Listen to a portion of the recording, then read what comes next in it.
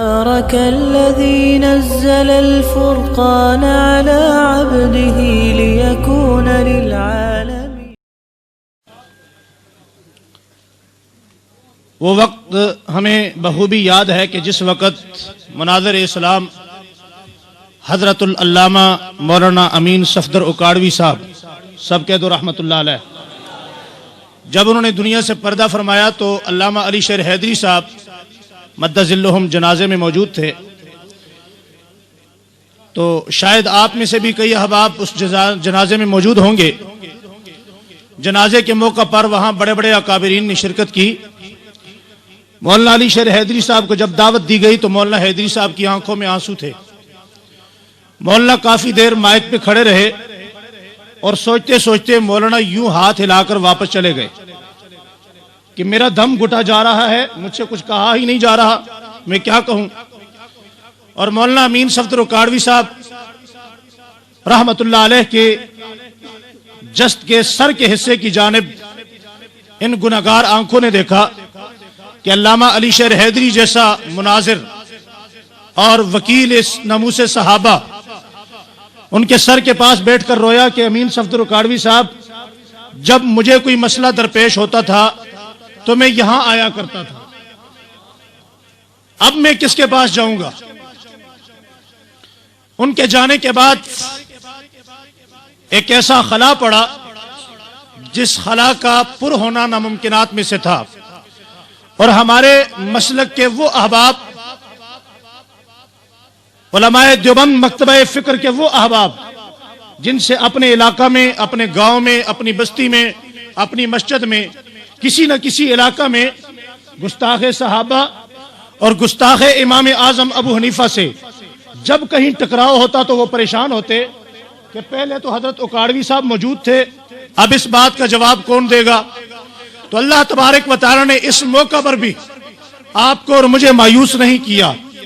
وہ شخصیت جو کبھی کشمیر اور افغانستان کے محاذوں پر ایک جرنیل کی مانند اپنا کردار ادا کرتی رہی، میں یوں کہوں گا کہ وہ استاد المجاہدین بھی ہیں، وہ امام المجاہدین بھی ہیں، وہ علم و عمل کے بحر بے کراں سمندر بھی ہیں، وہ بیک وقت محاذوں کے مجاہد بھی ہیں، اور وہ بیک وقت استاد الکماندان بھی ہیں، اور وہ اسی وقت میں ایک مناظر بھی ہیں. اور جب ضرورت پڑتی ہے وہ محاذ پہ نظر آتے ہیں، کبھی کشمیر میں، کبھی افغانستان میں، کبھی ان کا نام دفاعی محاذ پر گونجتا ہے، کبھی کشمیر کے محاذ پر، کبھی افغانستان کے محاذ پر.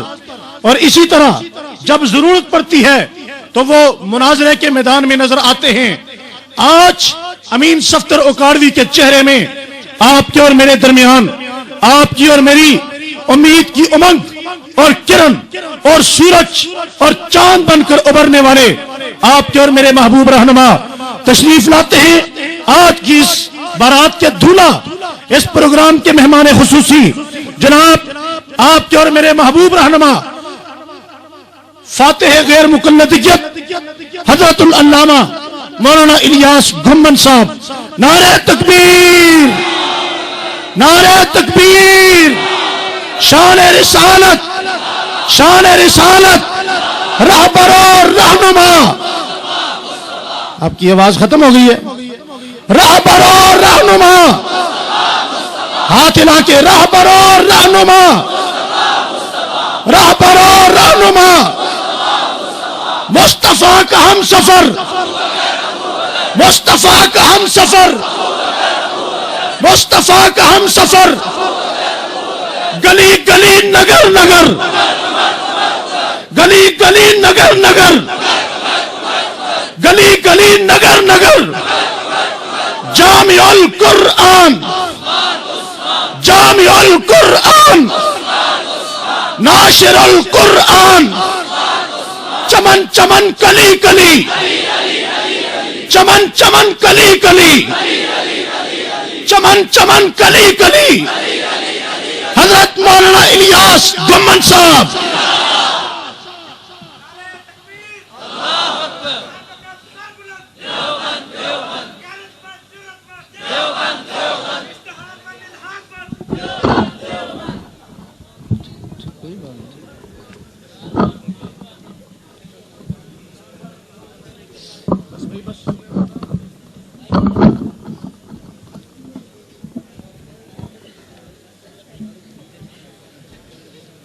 میں لگا لیتا کوئی بات نہیں.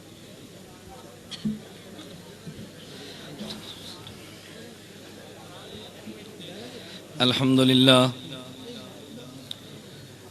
لله نحمده ونستعينه ونستغفره ونؤمن به ونتوكل عليه ونعوذ بالله من شرور أنفسنا ومن سيئات أعمالنا من يهده الله فلا مضل له ومن يضلل فلا هادي له ونشهد أن لا إله إلا الله وحده لا شريك له ونشهد أن سيدنا ومولانا محمدا عبده ورسوله أما بعد فأعوذ بالله من الشيطان الرجيم بسم الله الرحمن الرحيم ما آتاكم الرسول فخذوه وما نهاكم عنه فانتهوا عن أبي هريرة رضي الله عنه قال قال رسول الله صلى الله عليه وسلم من تمسك بسنتي عند فساد أمتي فله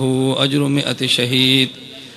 عن عبد الله بن مسعود رضي الله عنه قال قال رسول الله صلى الله عليه وسلم إن من الشعر حكمة. عن عبد الله بن عباس رضي الله عنهما قال قال رسول الله صلى الله عليه وسلم إن من الشعر حكمة. اللهم صل على محمد وعلى آل محمد كما صليت على إبراهيم وعلى آل إبراهيم إنك حميد مجيد.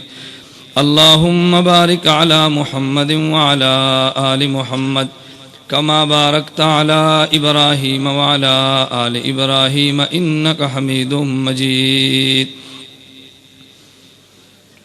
رسول مجتبیٰ کہیے محمد مصطفیٰ کہیے، رسول مجتبیٰ کہیے محمد مصطفیٰ کہیے، خدا کے بعد بس وہی ہیں، اس کے بعد کیا کہیے.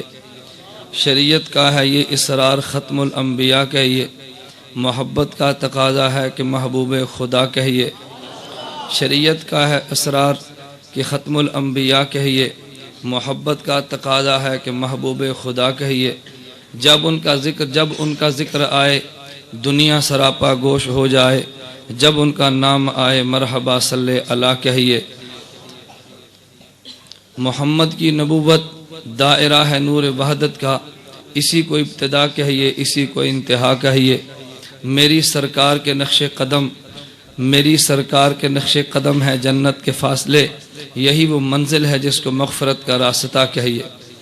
سلام اس پر کہ جس نے بے قصوں کی دستگیری کی، سلام اس پر کہ جس نے بادشاہی میں فقیری کی، سلام اس پر کہ اسرار محبت جس نے سمجھائے، سلام اس پر کہ جس نے زخم کھائے پھول برسائے، سلام اس پر جو خون کے پیاسوں کو قبائیں دیتا تھا، سلام اس پر جو گالیاں سن کر بھی دعائیں دیتا تھا، سلام اس پر کہ جس کے گھر نہ چاندی تھی نہ سونا تھا، سلام اس پر کہ ٹوٹا ہوا بوریا جس کا بچھونا تھا، سلام اس پر جو سچائی کی خاطر دکھ اٹھاتا تھا، سلام اس پر جو بھوکا رہ کے اوروں کو کھلاتا تھا، سلام اس پر کہ جس نے کھول دی مشکیں اسیروں کی، سلام اس پر کہ جس نے بھر دی جھولیاں فقیروں کی. میرے نہایت قابل ست احترام بزرگوں، اہل سنت والجماعت سے تعلق رکھنے والے غیور مسلمان نوجوان دوستوں اور بھائیوں، آپ حضرات نے اشتہارات کے ذریعے پڑھا ہے ہماری آج کی کانفرنس کا نام ہے محافل حمد اور محفل نعت. تو میں اسی عنوان سے آج آپ کے سامنے گفتگو کروں گا.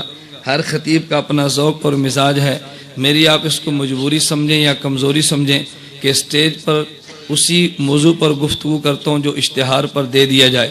نمبر 2، میں باوجود اس کے کہ اپنے ایک کاس پہ گفتگو کرتا ہوں لیکن بلانے والے کی رعایت ضرور کرتا ہوں، کیونکہ مجھے قاری یاسین صاحب دامت برکاتہم نے حکم دیا کہ آج کے جلسے میں تو نے حمد و نعت کے حوالے ہی سے گفتگو کرنی ہے. تو میں نے کہا چلو آج 2-4 بات اسی پہ کر لیں گے، اس لیے کہ ہمارا تعلق اکابرین علماء دیوبند کے ساتھ ہے. اللہ پاک قاسم ننوتوی نور اللہ مرقدہ کی قبر پہ کروڑوں رحمت نازل فرمائے.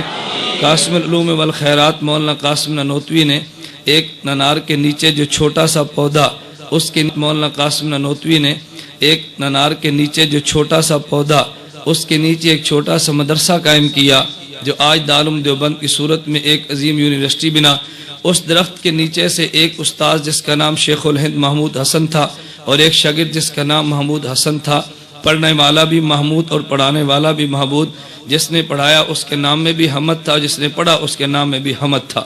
میرے دوستو، عجیب بات یہ کہ جس اللہ نے نبی کو بھیجا، ہمارا وہ اللہ بھی قابل حمد ہے۔ جس نبی کو اللہ نے ہمیں نبی بنا کے دیا اس کا نام بھی محمد ہے، تو محمد کے لفظ کے اندر بھی حمد ہے۔ پھر اللہ نے قرآن میں اپنے پیغمبر کے 2 نام تذکرے کیے، 2 نام ذاتی بیان کیے، باقی وصفی بیان کیے۔ ذاتی نام جو قرآن میں اللہ نے حضور کے بیان فرمائے، ان میں سے ایک کا نام محمد ہے اور دوسرا احمد ہے۔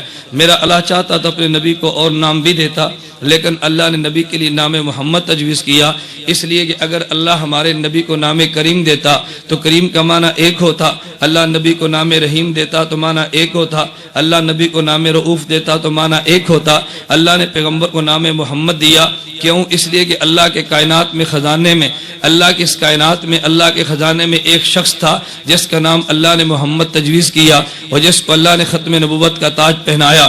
اللہ نے اس کو سب سے آخر میں نبی بنا کے بھیجا، سارے اوصاف کا جامع بنایا، تو اللہ نے نام بھی وہ دیا جس میں صفت نہیں ساری صفات آ گئی۔ اگر کوئی تم سے پوچھے بھی محمد کا معنی کیا ہے، تو محمد کے سارے معنی بیان کرنے بڑے مشکل ہیں۔ مختصر الفاظ میں ہم یہ بات کہتے ہیں کہ محمد اسے کہتے ہیں صلی اللہ علیہ وسلم الذی اجتمعت فیہ الخصال المحمودہ کلھا، کہ جس کے نام میں ساری صفتیں جمع ہو جائے اس کا نام محمد ہے۔ تو ہماری آج کی کانفرنس کا نام ہے محفل حمد و نعت۔ ایک ہوتی ہے حمد اور ایک ہوتی ہے نعت۔ اگرچہ لغت میں حمد اور نعت کے اندر کوئی فرق نہیں ہے، حمد کا معنی ہے تعریف کرنا، نعت کا معنی بھی ہے تعریف کرنا، لیکن ہماری آج کی زبان میں حمد و نعت میں فرق کر دیا گیا۔ جب اللہ کی بزرگی بیان کی جائے اس کو حمد کہتے ہیں، جب پیغمبر کو صاحب بیان کیے جس کو نعت کہتے ہیں۔ میں اس پہ ایک بات کہنے لگا ہوں، کبھی کبھی یوں ہوگا کہ لغت میں 2 لفظوں کا معنی ایک ہوگا، لیکن عرف ان کا معنی الگ الگ کر دے گا، اور جس کا معنی لغت میں ایک ہو، عرف اس کے 2 معنی الگ کر دیں، اس میں دلیل میں لغت کو پیش نہیں کیا جاتا بلکہ اس میں دلیل میں بطور عرف کو پیش کیا جاتا ہے۔ یہ اگر اصول ہمارے ذہن میں آ جائے تو شریعت کے بہت سارے مسائل ایسے ہیں جو حل ہوتے چلے جائیں گے۔ بہت سے لوگ ان مسائل کو سمجھتے نہیں تو نتیجہ بالکل الٹ نکلتا ہے۔ میرے دوستو یاد رکھ لیں، شریعت 3 چیزوں کا نام ہے۔ نمبر 1 عقائد، نمبر 2 مسائل، اور نمبر 3 اخلاق۔ یہ 3 چیزیں ملے تو شریعت بنتی ہے۔ عقائد کو نکال دے شریعت نہیں بنتی، مسائل کو نکال دو شریعت نہیں بنتی، اخلاق کو نکال دو شریعت نہیں بنتی۔ تو شریعت کے 3 حصے ہیں، ایک حصے کا نام عقائد ہے، ایک حصے کا نام مسائل ہے، اور ایک حصے کا نام اخلاق ہے۔ تو ظاہر جب شریعت کے 3 حصے ہیں، ان 3 حصوں کو پڑھنے کے لیے 3 علم چاہیے تھے۔ تو ایک علم جس میں عقائد زیر بحث آتے ہیں اس علم کا نام علم کلام ہے، اور جس میں مسائل زیر بحث آتے ہیں اس کا نام علم فقہ ہے، جس میں اخلاق زیر بحث آتے ہیں اس کا نام علم تصوف ہے۔ اور جو علم عقائد کا ماہر ہو اس کو متکلم کہتے ہیں، علم فقہ کے ماہر کو فقی اور مجتہد کہتے ہیں، اور علم اخلاق کے ماہر کو صوفی اور مرشد کہتے ہیں۔ اس لیے میں کہتا ہوں عقائد کو چھوڑ دو شریعت نہیں بنتی، مسائل کو چھوڑ دو شریعت نہیں بنتی، اخلاق کو چھوڑ دو شریعت نہیں بنتی۔ اگر علم کلام کا انکار کرو شریعت مکمل نہیں ہوتی، علم فقہ کا انکار کرو شریعت مکمل نہیں ہوتی،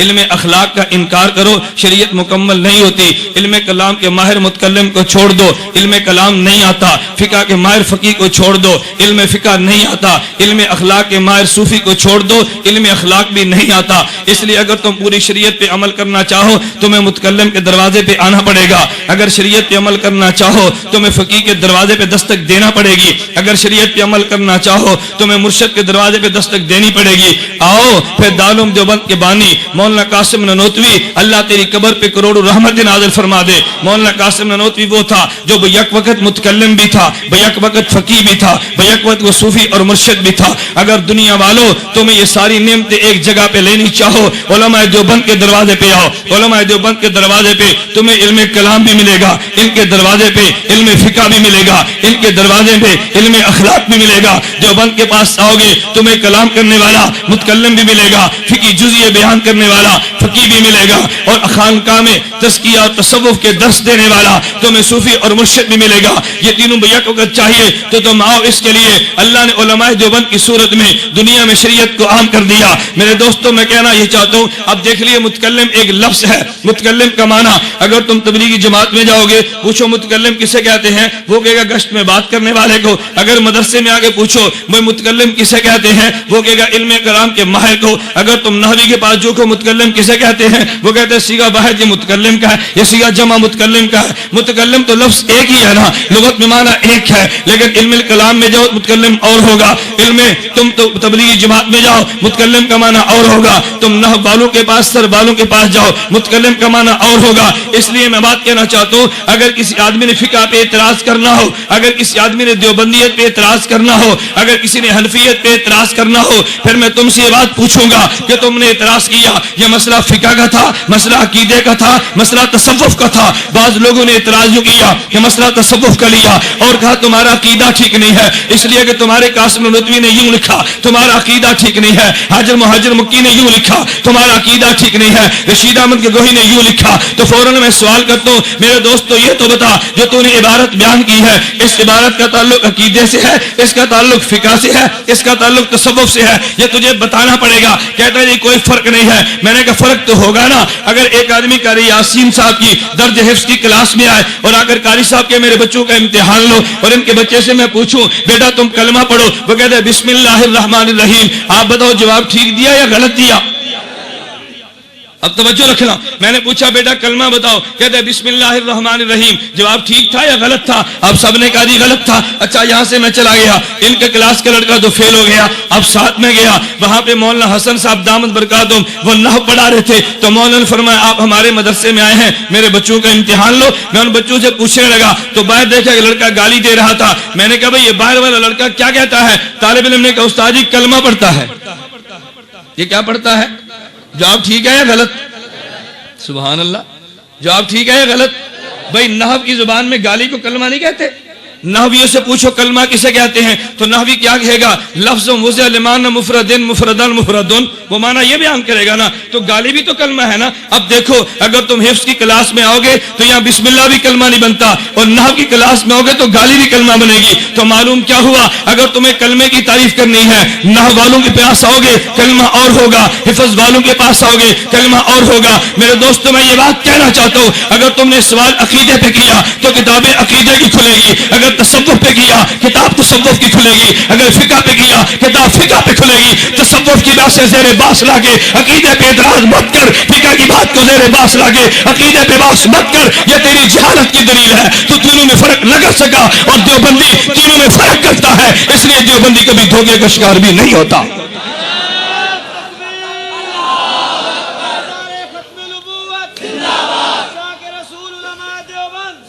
میرے دوست بات سمجھو, میں نے بات سمجھا دی ہے. اب نتیجہ کیا نکلا, جب علوم تین قسم کے ہوئے, علماء تین قسم کے ہوئے, تو کتابیں تین قسم کی آئیں گی نا. اب ہمارے یہاں اس دور میں ایک مسئلہ چلا, بعض لوگوں نے کہا جی محفل اس نے قرات منعقد کراؤ, بعض نے کہا جی غلط ہے بدعت ہے یہ منعقد نہیں کرانی چاہیے, کسی نے کہا جی محفل حمد نعت منعقد کرا دو, دوسرے کو جوش چڑھا کہتے ہیں بدعت ہے یہ نعت خوانی تم نے کہاں سے نکالی ہے, ارے تمہارے نے نعت خوانی شروع کر دی ہے, تمہارے عقیدے برباد ہو گئے. میں نے کہا تو کیسا کم عقل آدمی ہے, اگر نعت خوانی کو تو نے غلط کہنا تھا تو میں تو اس سے یہ پوچھوں گا کہ نعت خوانی کرانا یہ عقیدے کا مسئلہ ہے یا فقہ کا, یہ عقیدے کا تعلق ہے یا فقہ کا, اس کا تعلق تصوف سے یا عقیدے سے ہے. اگر نعت خوانی کرانا اس کا تعلق عقیدے سے ہے تو بات عقیدے پہ لا, اگر اس کا تعلق عمل سے ہے تو بات فقہ کی لا. اگر تو نعت خوانی کو غلط کہا, اگر کفر کہتے قرآن پیش کر, اگر کفر کہتے خلاف اجماع پیش کر, اگر کفر کہتے اس کے خلاف تواتر پیش کر, اگر تو غلط کہتے کوئی دلیل لا, اگر تیرے پاس دلیل نہیں پھر دلائل مجھ سے سن, اگر تجھے دلائل نہیں آتے دلائل میں دیتا ہوں لکھتا تو جا. تجھے کس نے بیان کیا کہ نعت کو منعقد کرنا یہ کفر ہے؟ تجھے کس نے کہا حمد کو بیان کرنا یہ پیغمبر کی سنت کے خلاف ہے؟ تو نے قرآن کی ایک آیت کو پڑھانا, کہتے ہیں اللہ قرآن میں کہتے وما علمناہ الشعر وما ينبغي له, کہ میرے پیغمبر ہم نے تجھے شعر نہیں سکھایا, شعر تیرے مناسب بھی نہیں ہے. میں نے کہا مانا اب قرآن تجھ پہ اترا یا مجھ پہ اترا؟ وہ فوراً کہے گا قرآن اللہ کے نبی پہ اترا. تو پھر میں کہنا یہ چاہوں گا جب قرآن نبی پہ اترا تو شرع بھی نبی کرے گا. میں قرآن نبی کا مانتا ہوں, شرع نبی نبی کی مانتا ہوں، تیرا قرآن بھی نہیں مانتا، تیری شرع بھی نہیں مانتا۔ اللہ کے پیغمبر سے پوچھنا نبی نے شعر کے بارے میں کون سے جملے کہے، پیغمبر سے پوچھنا پیغمبر نے شاعروں کو پسند کیا یا نہیں کیا، میرے نبی سے پوچھنا چاہیے تو کون ہوتا ہے۔ یہی اعتراض ہم نے قادیانی پہ کیا، ہمارا جھگڑا مرزا قادیانی سے کیا تھا؟ مرزا قادیانی کہنے لگا میں آخری نبی ہوں، ہم نے کہا نہیں نہیں آخری نبی وہ تھا۔ مرزا قادیانی کہتے نہیں نہیں آخری نبی میں ہوں، ہم نے کہا قرآن پڑھ ما کان محمد ابا احد من رجالکم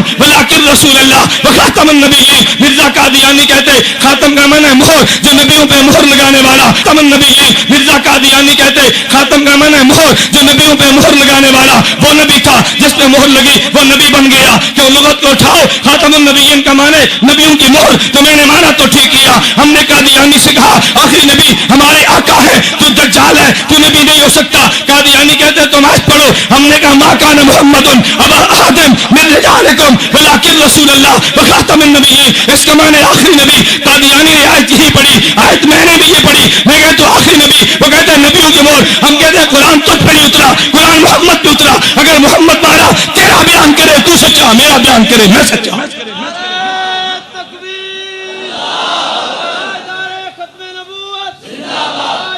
ختم نبوت، تاجدار ختم نبوت۔ اس لیے مرزا قادیانی پیغمبر کے معنی پہ نہیں آتا۔ میرے دوستو ایک بات یہ نشین کر لیجیے، آج لوگ کہتے ہیں دنیا میں فرقہ واریت عام ہو گئی۔ میں ایجنسیوں سے کہتا ہوں تم بھی نوٹ کرو، میں فرقہ واریت کا دشمن ہوں، فرقہ واریت کو لعنت سمجھتا ہوں، لیکن تبھی تم نے غور کیا فرقہ واریت نے جنم کہاں سے لیا۔ میں کہتا ہوں قرآن پیغمبر پہ اترا، شرع پیغمبر نے کی ہے، نقل صحابی نے کی ہے۔ اگر کوئی انسان قرآن کی آیت پڑھے شرع میں نبوت کی حدیث نہ پڑھے مان لے جھوٹا ہے، قرآن کی آیت پڑھے شرع میں صحابی کا ارشاد نقل نہ کرے مان لے جھوٹا ہے۔ جو قرآن کی آیت پڑھے شرع نبی سے بیان کرے وہ سچا، آیت پڑھے شرع خود کرے وہ جھوٹا۔ قرآن کی آیت پڑھے شرع صحابی سے لائے وہ سچا، آیت خود پڑھے شرع خود کرے وہ جھوٹا۔ میرے دوستوں میں کہتا ہوں حکومت کے واروں تم بھی سنو، اگر تم فرقہ واریت کے بیچ کو مٹانا چاہتے ہو آؤ امت کو قرآن پہ لاؤ، شرع پیغمبر کی لاؤ، ارشاد صحابہ پہ لاؤ۔ اللہ کی قسم اگر امت صحابہ پہ متفق ہو جائے فرقہ واریت مٹ جائے گی، صحابہ کو چھوڑے گی، فرقہ واریت جنم لے گی۔ تکبیر، تاجدار ختم نبوت، عظمت صحابہ۔ مٹاؤ فرقہ واریت کو۔ کون فرقہ واریت چاہتے؟ ہم بھی چاہتے ہیں فرقہ واریت کو مٹا ڈالو، لیکن مٹانے کے لیے طریقہ وہ اختیار کرو جو میرے پیغمبر نے اختیار کیا۔ نبی سے فرمایا نا کہ میری امت میں فرقے ہوں گے، وہ جہنم میں جائیں گے، ایک جنت میں جائے گا۔ حضور جنت میں جانے والا کون سا ہوگا؟ فرمایا معنی نہیں ہے وہ صحابی جو بات میری کہے پوچھے صحابی سے، حدیث میری بیان کرے پوچھے صحابی سے۔ اگر حدیث نبی کی بیان کرے شرع صحابی کا عمل بیان نہ کرے وہ فرقہ واریت کا بیج بوتا ہے، اور جو پیغمبر کی حدیث بیان کر کے شرع صحابی سے لائے وہ فرقہ واریت کو مٹا کے رکھتا ہے۔ دعا کرو اللہ ہمیں پیغمبر کے ارشاد کو صحابہ سے سمجھنے کی توفیق عطا فرمائے۔ تو نے پڑھا نا قرآن کی آیت کو؟ اچھا میرا سوال یہ ہے لاہور کے مسلمانوں تم یہ بتاؤ یہ ممکن ہے قرآن کو چھوڑ کہے نبی کو چھوڑ کہے؟ نہیں ہو سکتا۔ اگر ہوا تو تیری عقل میں فطور ہے، اگر ہوا تیرے دماغ میں فطور ہے، تو نہیں سمجھا۔ قرآن کہتے ہیں وما علمناہ الشعر وما ينبغي له، میں نے شعر تجھے نہیں سکھایا، محمد تیری شان کے لائق بھی نہیں ہے۔ اللہ کے نبی سے پوچھو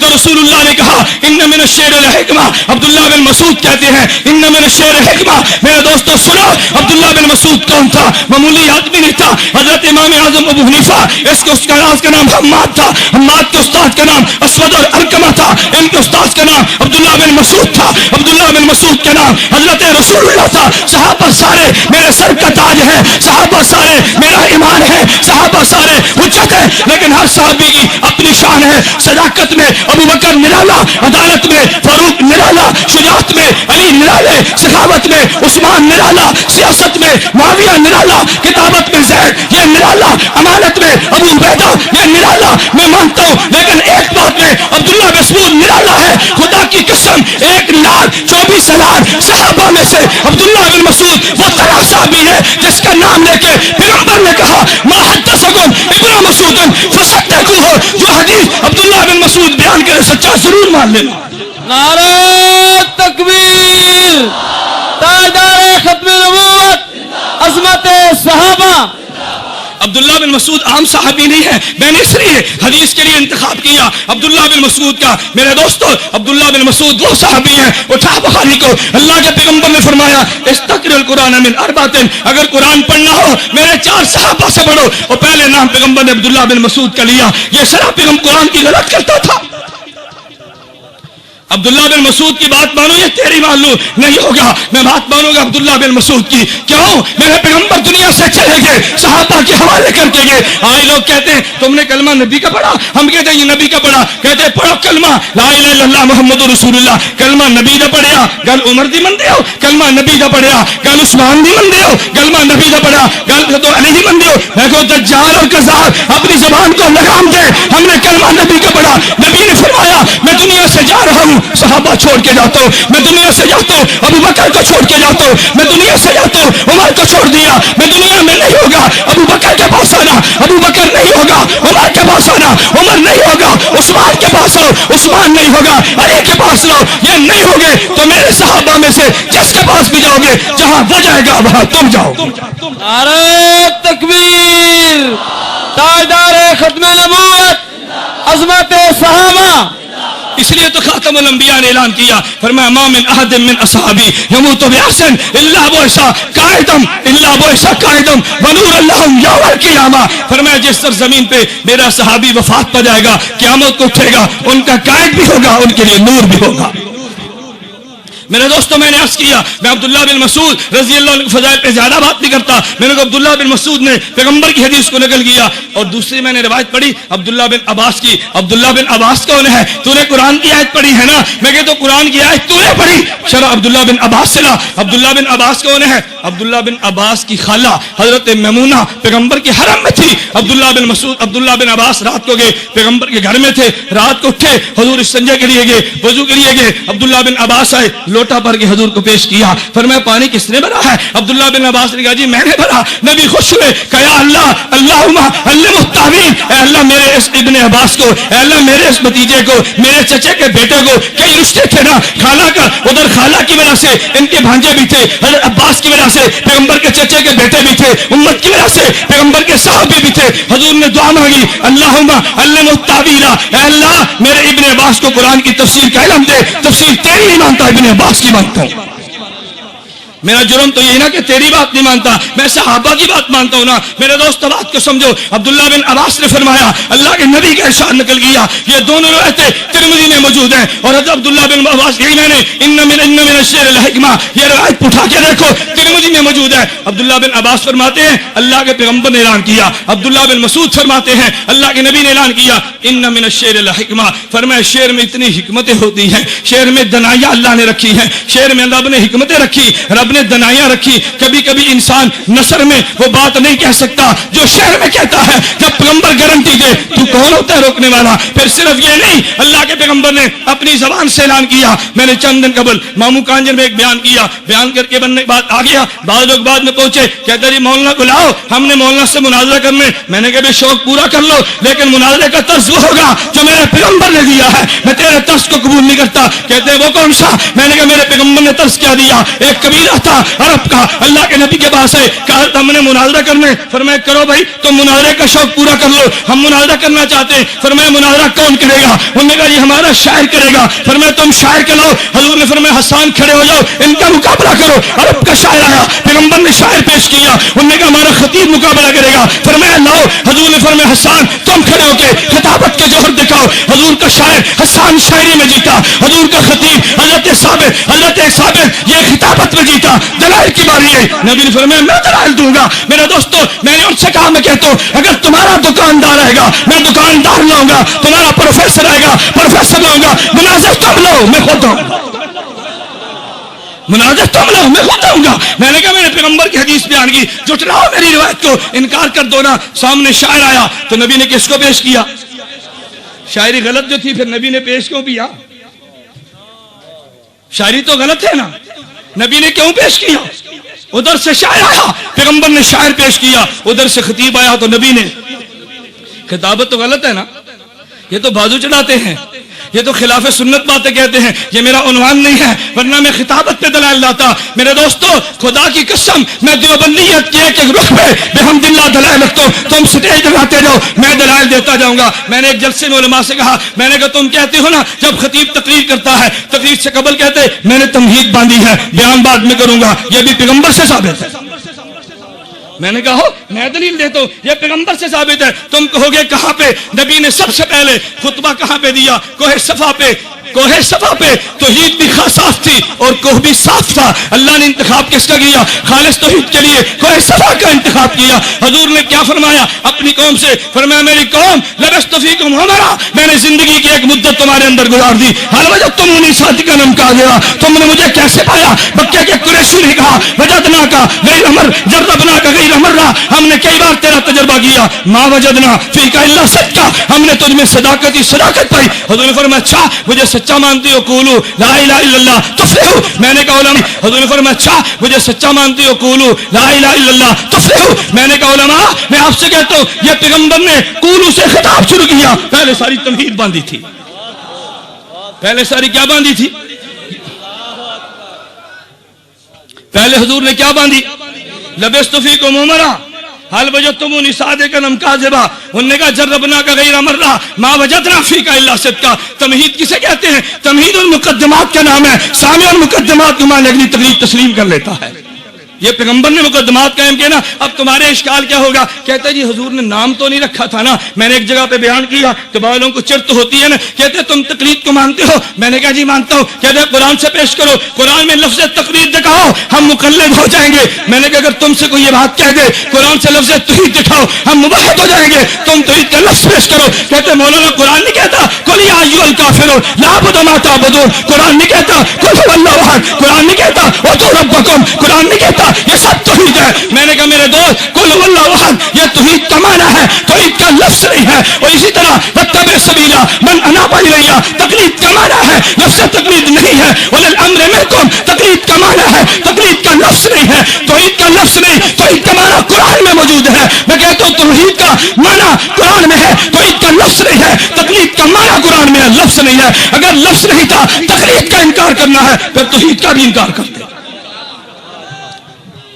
پھر انکار کرتے، پھر ساری باتوں کا انکار کر دے۔ نہیں میرے دوستو میرا عنوان نہیں، میں نے جو بات عرض کرنی ہے وہ سمجھے۔ میں نے کہا رب نے قرآن میں اعلان کیا تجھے سمجھ میں نہیں آیا، میں نے محمد سے سمجھا صلی اللہ علیہ وسلم، مجھے سمجھ آ گیا۔ اللہ کے پیغمبر نے فرمایا ان من الشعر حکمہ، ارے شعر میں بڑی دانائی ہے۔ اللہ کے پیغمبر نے فرمایا، اور میرے دوستو یہ پرانے قصے تو میں لاؤں گا، ضمناً بات آ گئی، آپ نے سنا ہوگا حکیم الامت مولانا اشرف علی تھانوی اللہ اس کی قبر پہ کروڑ رحمت نازل فرمائے، حضرت کی خدمت میں خواجہ عزیز مرزوق کتنا بڑا شخص تھا، ڈپٹی کلیکٹر تھا، حضرت کے دربار میں آیا، سب کو چھوڑ گیا۔ ایک مرتبہ حضرت کی خانقاہ میں تھے، کوئی خلاف مزاج جملہ کہہ دیا، حضرت ناراض ہو گئے، فرمایا بھی خواجہ کو خانقاہ سے باہر نکالو۔ اس وقت ہمارے صوفیہ کے ہاں سب سے بڑی سزا یہ تھی مرید کو باہر نکال دو، یہ مرید کے لیے موت تھی کیونکہ مرید سچا تھا نا، فرمایا بولنا چھوڑ دو، مرید کے لیے موت تھی، فرمایا عزیز الرسن کو باہر نکالو، حضرت کو باہر نکال دیا۔ خواجہ صاحب بھی تو خواجہ تھے نا، حضرت تھانوی کے تربیت یافتہ تھے، تھانوی سے انہیں تصوف کو پڑھا تھا، اپنے نفس کو مارا تھا، اصلاح کی تھی۔ خواجہ باہر نکلے، خانقاہ سے باہر گئے، خانقاہ سے باہر فٹ پاتھ تھا، اپنے بستر کو لگایا، وہاں لیٹ گئے، ایک پرچی پہ شعر لکھا، اندر بھیج دیا۔ اب شعر کیا تھا سمجھو، کیا شعر میں دنائیاں اللہ نے رکھی ہیں۔ خواجہ عزیز الرسن نے پرچی پہ شعر لکھا، فرمایا وقف سجدہ ہے جبھی میرا، اب کیا پوچھنا، آسماں میرا زمین میری، تو در نہ کھولے گا میں در نہ چھوڑوں گا، حکومت اپنی اپنی کہیں تیری کہیں میری، حکومت اپنی اپنی کہیں تیری کہیں میری، وقف سجدہ ہے جمی میری، آسمان میرا زمین میری۔ آئے ہے عجیب بات کی، کہتے ہیں تو در نہ کھولے گا میں در نہ چھوڑوں گا، حکومت اپنی اپنی کہیں تیری کہیں میری۔ فرمایا خواجہ صاحب کو اندر لے آؤ، خواجہ صاحب کو اندر لے آؤ، حکمتیں تو رکھی ہیں لیکن کسی کو نہ آئے اس کا نقصان میرا نہیں، نقصان تیری عقل کا ہے۔ میں دوستوں کو بھی واقعہ سناتا ہوں، اللہ دنائی دے عورتوں کو بھی دے دی۔ آپ نے سنا ہوگا نا ابو حمزہ ایک عرب تھا، یہ شاعر تھا، اس کے ہاں بیوی تھی، اس کی بیوی کے ہاں بچے پیدا نہیں ہوتے، یعنی نرینہ اولاد نہیں تھی، اس کے ہاں ایک بیٹی، دوسری بیٹی، 3 بیٹیاں، 4 بیٹیاں پیدا ہوئی۔ ابو حمزہ نے ارادہ کیا اپنی بیوی کو طلاق دے دوں، کیوں میری بیوی کے ہاں مردر بچہ جو پیدا نہیں ہوتا، ہمارے ہاں بھی بس کم عقل لوگ اس بنیاد پہ بیوی کو मनहूस समझते हैं कि बीवी के बतन से ननीना औलाद पैदा नहीं होती। वो भी बेवकूफ था, उसने बीवी से अलग होने का इरादा किया, तलाक देने का अज़म कर लिया, अपने घर में नहीं आता, किसी दोस्त के ठहरा। बीवी ने सोचा मेरा खामिद अबू हमजा मेरे घर में क्यों नहीं आता, बड़ी परेशान हुई। उसने सोचा, एक नतीजे पर पहुंची कि चूंकि मेरे पेट से लड़के पैदा नहीं होते, लड़कियां पैदा होती हैं। अबू हमजा नाला हो गया। उसने अरबी में शेर लिखे, उस शेर लिख के अबू हमजा को भेजे, लाहौर के मुसलमानों उस औरत की दनाई पे नाश करो। अल्लाह ने कितनी अकल उसको अता फरमाई थी। उसने शेर लिखे, कहते माले अबी हमजा था लायातीना गस्बानो अल्लाह नरदल बनीना तल्लाह मा ज़ालिका फी अहदीना नहनु कल अर्ज़ लिज़ारिना इन्नहा नाखुज़ु मा उतीना नुम्बितु मा ज़रअहु फीना। उसने अजीब बात देखी, अबू हमजा से कहने लगी, कहते माले अबी हमजा था लायातीना, अबू हमजा को क्या हो गया, हमारे पास आता ही नहीं है। गस्बानो अल्लाह नरदल बनीना, वो नाराज हो गया, मेरे यहाँ बेटा नहीं होता। तल्लाह मा ज़ालिका फी अहदीना, अल्लाह की कसम ये मेरे बस में नहीं है। नहनु कल अर्ज़ लिज़ारिना, मेरी मिसाल जमीन की है, तेरी मिसाल किसान की है। नाखुज़ु मा उतीना, जमीन में बीज वही आता है जो किसान डालता है। नुम्बितु मा ज़रअहु फीना, जमीन से बीज वही निकलता है जो किसान ने डाला होता है। उसने कहा कसूर तेरा ही है मेरा है। मेरे दोस्त अबू हमजा ने कहा मुझे माफ कर दे, मुझसे गलती हो गई, मैं गलती पर था। एक शेर पढ़ाना क्या पलट के रख दी। अल्लाह के पैगंबर ने फरमाया इन्न मिन अश्शेर ल हिकमा, हिकमत है, शेर में दनाई है, लेकिन उनको दनाई मिलती है जिनके सर में अकल हो। उनको दनाई मिलती है जिनके सर में अकल हो तो सही ना, और जिसके सर में अकल ना हो और जानवरों की तरह घूमता फिरे, इसको दनाई कभी नहीं मिला करती। इसको शेरों से भी नहीं मिलती, पैगंबर के इरशाद से भी नहीं मिलती, अल्लाह के कुरान से भी नहीं मिलती, और सहाबा से न मिली तो क्या हुआ, अइम्मा से न मिली तो क्या हुआ। मेरे दोस्तों मैंने अर्ज किया ये शेर पढ़ना ये पैगंबर की सुन्नत है। आप कहोगे जी वो कैसे, पैगंबर की सुन्नत तो शेर पढ़ना नहीं है। मैं कहता हूं तो सुन्नत का माना नहीं जानता। अगर तू सुन्नत का माना जानता होता तो पैगंबर की सुन्नत पे कभी एतराज न करता। मेरे दोस्तों मैं तुमसे पूछता हूं, अगर कोई आदमी आपसे पूछे मौलवी साहब अजान देना सुन्नत है, आप क्या जवाब दोगे? बोलिए भाई अजान देना सुन्नत है। हुजूर ने कितनी बार पढ़ी? बाजमात नमाज के लिए तकबीर पढ़ना सुन्नत है, नबी ने कितनी बार पढ़ी? तो सुन्नत कैसे बनी? अगर नबी के हुक्म से सहाबी अजान पढ़े वो सुन्नत, नबी के हुक्म से सहाबी क़यामत कहे वो सुन्नत, तो नबी के हुक्म से सहाबी शेर पढ़े भी शेर भी सुन्नत होगा। फिर शेर भी सुन्नत होगा ना। हाँ तुझे नहीं आता मैं सुनाऊंगा, तुझे कसीदे नहीं आते मैं पढ़ूंगा। सहाबा ने पढ़े, नबी के हुक्म से पढ़े, ये पैगंबर ने पढ़े हैं। मेरे दोस्तों लेकर मैंने अर्ज किया एक है हमद एक है नात। पहले मैं हमद सुनाता हूं फिर नात सुनो। और हमद की किसकी? मेरे दोस्तों तेरी और मेरी नहीं, मैं हमद लाता हूं अल्लाह के नबियों की। हमद बयान की है इब्राहिम खलीलुल्लाह ने, हमद बयान की है मूसा कलीमुल्लाह ने, हमद बयान की है ईसा रूहुल्लाह ने, हमद बयान की है मोहम्मद रसूलुल्लाह ने। और लिखने वाला कौन है? ज़ुरकानी। उठाना कुतुब हदीस को, इमाम ज़ुरकानी कहते हैं इब्राहिम ने अल्लाह की हमद को बयान किया। इब्राहिम ने हमद को बयान करते यूं कहा अल्हम्दुलिल्लाहिल्लज़ी इत्तखज़नी खलीला, अल्लाह तेरा शुक्र है तूने मुझे अपना खलील बना लिया। व अतानी मुल्कन अज़ीमा, अल्लाह तेरा शुक्र है तूने मुझे अजीम मुल्क अता कर दिया। अल्लाह तेरा शुक्र है वजाल उम्मती कानतन युतम बिही, तूने मुझे उम्मत का मुक्तदा बना दिया। व अनक़ज़नी मिनन नार, मुझे नार से बचा लिया। वजालहा अलैया बर्दम व सलामा, तूने आग को मुझको ठंडा कर दिया। इब्राहिम ने हमद बयान की। बाद में कौन आए? हजरत मूसा ने हमद बयान की। अल्लाह की हमद को बयान करते हुए हजरत मूसा ने कहा अल्हम्दुलिल्लाहिल्लज़ी कल्लमनी तकलीमा, अल्लाह तेरा शुक्र है तूने मुझसे कलाम किया। वजाला हलाका फिर वजाला हलाका आले फिरौन व बनी इसराइल अला यदी, अल्लाह तेरा शुक्र है बनी इसराइल को आबाद किया, तूने आले फिरौन को हलाक किया मेरे हाथ पे किया। वजाला मिन उम्मती कौमें यहदून बिल हक़ व बिही यहतदून, तूने मेरी उम्मत में एक कौम पैदा की है जो हिदायत पे चलती है, हिदायत के साथ इंसाफ करती है। हजरत दाऊद थे, अल्लाह की हमद बयान की। हजरत दाऊद ने कहा अल्हम्दुलिल्लाहिल्लज़ी सखरा लिर्रियाह, अल्लाह तेरा शुक्र है तूने अल्लाह अल्हम्दुलिल्लाहिल्लज़ी आतानी मुल्कन अज़ीमा, अल्लाह तेरा शुक्र है तूने मुझे अजीम मुल्क अता कर दिया। अल्लाह तेरा शुक्र है अल्लाह मनी ज़बूरा, तूने मुझे ज़बूर दी है। अलानी अल हदीदा, मेरे हाथ पे लोहे को नरम कर दिया। अल्लाह तेरा शुक्र है वसखरा लियल जिबाल युसब्बिहना वत्तैर, तूने पहाड़ों को मेरे साथ मिला दिया। अल्लाह तूने परिंदों को मेरे साथ मिला दिया। व आतानी अल हिकमता व फसल अल खिताब, तूने हिकमत दी है तूने खिताब दिया। अल्लाह तेरा शुक्र है।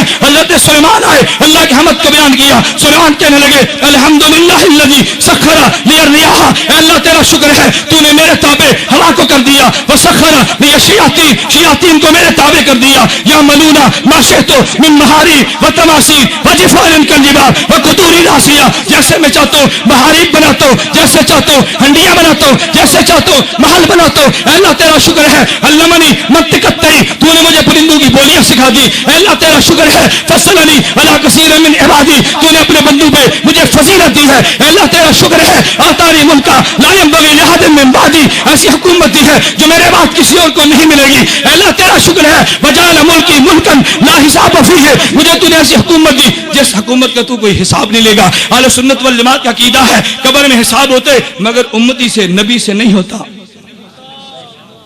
اہل سنت والجماعت کا عقیدہ قبر میں حساب ہوتے کس کا؟ بولیے کس کا؟ نبی کا حساب۔ میں ایک بات کہہ دوں، قبر میں حساب امتی کا ہوتا ہے، نبی کا۔ توجہ رکھنا، قبر میں حساب کس کا ہوتا ہے؟ نبی کا۔ نبی قبر میں جاتا ہے، نبی سے حساب نہیں ہوتا، امتی سے رب حساب لیتا ہے۔ اللہ فرشتوں کو بھیجتا ہے، لیکن فرشتوں کے لیے جب حساب اور کتاب مکمل ہوتا ہے نا، پھر ابو داؤد کی روایت موجود ہے، روایات اور بھی ہیں، حساب کتاب کے بعد اس امتی پہ نیند کو طاری کر دیا جاتا ہے، اور ہماری زبان میں نیند کو موت بھی کہتے ہیں۔ اللہم بسمک اموت و احیا، الحمدللہ الذی احیانا بعدما اماتنا، چونکہ نوم کو موت کہتے ہیں، اس لیے قبر میں جب اس امتی پہ نیند کو طاری کر دیا گیا، نیند کو موت کہتے ہیں۔ ہم نے عام امتی کو میت کہہ دیا، لیکن پیغمبر کا حساب بھی نہیں ہوتا، پیغمبر پہ نیند بھی طاری نہیں ہوتی، کو میت کہہ دیا، لیکن پیغمبر کا حساب بھی نہیں ہوتا، پیغمبر پہ نیند بھی طاری نہیں ہوتی، پیغمبر کو مسلسل حیات ملتی ہے، اس لیے نبی کو قبر میں زندہ کہتے ہیں، عام امتی کو مردہ کہتے ہیں۔ تکبیر، تاجدار ختم نبوت، عقیدہ حیات انبیاء۔ میرے دوستو یہ میرا موضوع نہیں ہے، جو میں نے عرض کیا نا، اے کاش تم اس بات کو سمجھتے جو میں بات زیر بحث لائے ہوں۔ میں نے ایک اشکال کا جواب دیا ہے، لوگ پتہ کیا کہتے ہیں؟ قبر میں کافر بھی زندہ، قبر میں مومن بھی زندہ، قبر میں شہید بھی زندہ، قبر میں نبی بھی زندہ، ارے سارے زندہ ہیں، تم حیات النبی کیوں کہتے ہو؟ میں کہتا ہوں اس لیے کہ امتی پر قبر میں نیند طاری ہوتی ہے، نیند کو موت کہتے ہیں، اس لیے امتی کو نیند کے اعتبار سے میت کہہ دیا۔ پیغمبر پہ نیند بھی نہیں آتی، اس لیے پیغمبر کو میت کہہ ہی نہیں سکتے۔ یہ دونوں میں فرق تھا۔ خیر کبھی اس عنوان پہ جلسہ ہوا، پھر میں حیات النبی پہ دلائل لاؤں گا، قاسم نانوتوی کا عقیدہ بیان کروں گا، ہونے والے اشکالات کو صاف کروں گا، قرآن کی آیتیں پڑھوں گا۔ میرے دوستو وہ دور گزر گیا جب حیات النبی پہ مناظرے تھے۔ میں علماء کی موجودگی میں کہتا ہوں، اگر کسی نے ماں وہ بیٹا چلے جو حیات النبی پہ ہم سے مناظرہ کرے، میں 10,000 انعام دوں گا۔ جو میرا ان سے عقیدہ حیات النبی پہ مناظرہ طے کرا دے گا، فتح شکست بات کے فیصلے تو طے کرا، میں 10,000 انعام تجھے دوں گا۔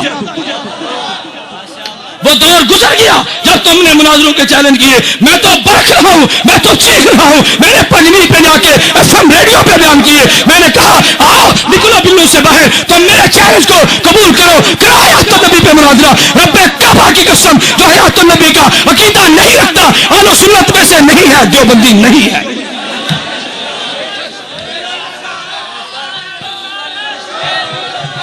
نعرہ تکبیر، تاجدار ختم نبوت، اہل سنت والجماعت علماء دیوبند، عقیدہ حیات النبی۔ میں نہیں مانتا تمہیں دیوبندی، تم کہو مجھے متنازع، مت پلاؤ مجھے اسٹیج پہ، مت پلاؤ اپنے جلسوں پہ، میں تمہیں دیوبندی نہیں مانتا۔ تو قاسم نانوتوی کے عقیدے کو قرآن کے خلاف کہے، مولانا خلیل سہارنپوری کو قرآن کا منکر کہے، تو صحابہ کے عقیدے کو قرآن کے منافق ہے، میں تجھے دیوبندی مان لوں، پھر میری زندگی پہ لعنت ہے۔ نہیں مانتا تجھے دیوبندی، تو کر چیلنج، نہیں مانتا دیوبندی تو کر چیلنج، میں تیرے چیلنج کو قبول کرتا ہوں۔ لوگوں نے کہہ دیا اس نے امت میں بگاڑ پیدا کیا، امت میں اختلاف پیدا کر دیا۔ اختلاف تو نے کیا، میرے اختلاف کو مٹا کے رکھ دو۔ میں کہتا ہوں آ جاؤ، اگر تم دیوبندی ہو قاسم نانوتوی کے عقیدے پہ دستخط کر دے، اگر دیوبندی ہے شیخ الہند کے عقیدے پہ دستخط کر دے، اگر دیوبندی ہے حسین احمد مدنی کے عقیدے پہ سائن کر دے، اگر دیوبندی ہے المحلت کو مان لے، اگر دیوبندی عقیدہ تو نہیں مانتا میں تجھے دیوبندی نہیں مانتا۔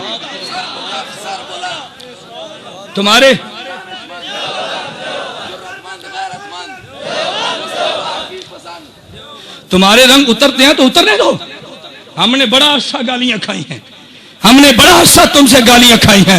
میں اس لیے بار بار کہتا ہوں عقیدہ بیان کر, بڑے زور سے بیان کر, تجھے حق حاصل ہے. میرے کافر کے خلاف زبان درازی مت کرنا, میں تیری زبان کو کھینچوں گا اور جڑ سے کھینچ لوں گا. تو زبان درازی کر کے دکھا. کوئی بات ہے؟ جس کا جی چاہے جو بندیت کو پہنچ دے, جس کا جی چاہے جو بندیت کو پہنچ دے. پوری امت کے محسن, پوری امت کا محسن, اس کو تو ہو کے تیری زبان کو میں لگام دوں گا. اللہ نے چاہا تو جرأت اور طاقت سے دوں گا. چیلنج قبول کر کرو. میں نے علماء کی موجودگی میں کہا, میں دوڑا تو نہیں ہوں. میں نے کہا جو انعام جو رکھا ہے میں اس کو 10,000 انعام دوں گا. تم انعام لو. یہ انعام ان کے لیے تو نہیں ہے, تم لو. کیوں نہیں لیتے انعام کو؟ لو انعام. وہ دور گزر گیا, اب واپس گہر لگے ہیں. واپس بحمداللہ تعالی وقت آنے پہ میں لاؤں گا رپورٹیں تمہارے سامنے. میں نے دوستوں سے کہا نا, کہتے دیوبندی اہل حدیث ہو گئے, اہل حدیث ہو گئے. مولانا معذرت کے ساتھ اب محسوس مت کرو, ان قریب وہ سیڑھیاں میڈیا پر آئیں گی. کتنے اہل حدیث دیوبندی بنے ہیں, 2 سیڑھیاں آ گئی ہیں مارکیٹ میں. اب گنتے چلے جاؤ. وہ بیک گیئر لگ گیا. میں نے آج بھی یا مولانا سے موجود ہے, میں نے آج بھی ایک غیر مقلدین کی مناظر سے فون پہ کہا, میں نے کہا میرے دوست میں تمہیں مشورے دیتا ہوں, تم عقیدہ بیان کرو, تمہیں حق ہے. مسئلہ بیان کرو, تمہیں حق ہے. اپنے مسائل پھیلاؤ, تمہیں حق ہے. میرے کعبے کو گالیاں مت دو, تم مسائل بیان کرو, میں مسئلہ بیان کروں گا. تم دلیل دو, میں دلیل لاؤں گا. اکابر کو گالیاں دو گے, میں گالی نہیں دوں گا, تیری زبان روک دوں گا. گالی نہیں دوں گا, میں بول جاؤ, میں گالیاں نہیں دوں گا. میں یہ نہیں ہوگا تمہیں گالیاں دوں, لیکن تمہاری زبان کو روکوں گا انشاءاللہ. اور میں رب نے چاہا میں روک کر تمہیں دکھاؤں گا. موت حیات کا مالک رب ہے. جو دن زندگی رب نے رکھ دی ہے وہ کوئی نہیں چھین سکتا. موت رکھ دی ہے, کوئی زندگی نہیں دے سکتا. لیکن رب نے چاہا جن اکابر کا کھایا میں ان کا دفاع انشاءاللہ کر دوں گا انشاءاللہ. تم دیکھو کیسے دفاع نہیں ہوتا. کوئی بات ہے. خیر میرے دوستوں, میں نے عرض کیا عنوان بدل جائے گا. میں نے اتنی بات عرض کی تھی نا, آپ بات کو سمجھیں. میں نے عرض کیا میرے پیغمبر پہ قرآن اترا, میرے پیغمبر نے سنت کا مسئلہ بیان کیا نا, تو اگر شاعری پیغمبر نے سنی ہے تو تجھے بھی سنت کہہ دینی چاہیے. میرے دوستوں میں بات کو مختصر کرتا ہوں. آئیے پیغمبر کی تاریخ پڑھے, پیغمبر کی سیرت پڑھے, صحابہ کی مرویات کو پڑھے. کیا پیغمبر نے سنا ہے یا نہیں؟ میں حمد بیان کر رہا تھا زرقانی کے حوالے سے جو اللہ کے نبیوں نے بیان کی ہے. حضرت عیسیٰ نے حمد کو بیان کیا. حضرت عیسیٰ فرمان لگے الحمدللہ الذی جعلنی کلمہ, میں اس اللہ کا شکر ادا کرتا ہوں جس رب نے مجھے کلمہ کن سے پیدا کیا. وجعل مثلی مثل آدم خلقہ من تراب ثم قال له کن فیکون. اللہ نے مجھے یوں بنایا جیسے آدم کو کن سے بنایا. جیسے آدم کا باپ نہیں تھا تو میرا بھی باپ نہیں ہے. عیسیٰ نے کہا علمنی الکتاب والتوراۃ والانجیل, رب نے مجھے کتاب کا علم دیا, رب نے انجیل کا علم دیا, رب نے تورات کا علم دیا. میرے لاہور کے دوستوں, میں تمہارے علم کے لیے ایک نکتہ کے طور پہ بات کہہ دوں. حضرت عیسیٰ کے دور میں قرآن نہیں آیا تھا. عیسیٰ سے پہلے